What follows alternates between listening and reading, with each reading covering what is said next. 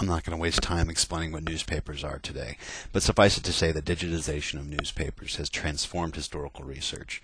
Now for those titles digitized, every word in every article is potentially discoverable, saving researchers countless hours working with microfilm.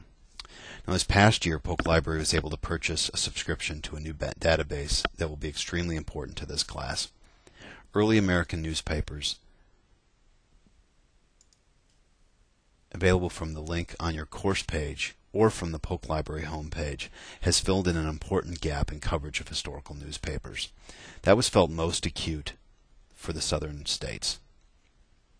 So I recommend you use this one for your assignment this week, as our main other sources for historical newspapers, Historical New York Times and Newspaper Archive, are lacking in southern representation. Early American newspapers has both northern and southern perspectives, and there are also a collection of African American newspapers in this collection as well. This resource is pretty straightforward. You start by selecting periods of time you're searching. You can choose one of these eras here, or you can choose a custom period. As your assignment asks, we'll limit this to 1800 to 1860. Then you can limit to community. Let's say you wanted a southern perspective.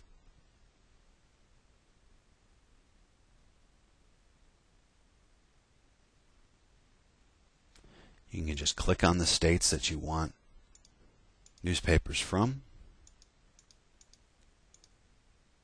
You can even unpack communities within a state and choose individual cities as well.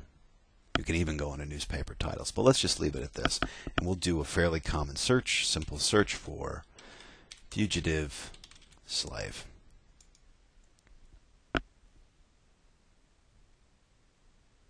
See, we got 6,467 hits on those two words. But since it is a phrase, a two-word phrase, it is important here, as a lot of different search engines, to put your phrases in quotes. So it's not looking for both words somewhere in the article, it's looking for both of them together. We redo the search. That brings us down to 4,515, still quite a bit. You can limit the searching to just the headline of the article, so you know that that article is really going to be about fugitive slaves, by searching just the headline, and you get 839 articles. Still, that's quite a bit, but you've really started to narrow it down there. You can use Boolean operators like and, or not, by adding a search field. Here are your different Booleans. Let's say we add the word abolitionist.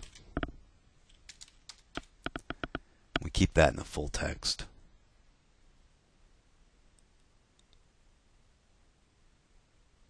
And that brings us down to 16 different articles. Let's say we want to see this one. We get a nice little preview here. Click on View Article, and it will bring up just that article. That's what's so great about this resource, is it knows where one article begins and the other one ends. So this is an interesting little piece of opinion here. Note that you can jump over to other articles on the same page. You can view the page in its entirety. And there's all the different articles. You can zoom in.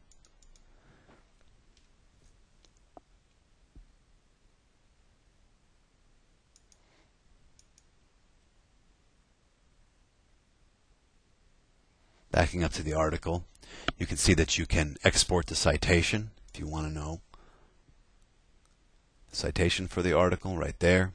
Email that to yourself. You can bookmark this right in your browser's bookmarks. You can download this as a PDF. You can print this article. You can even add this to the little collection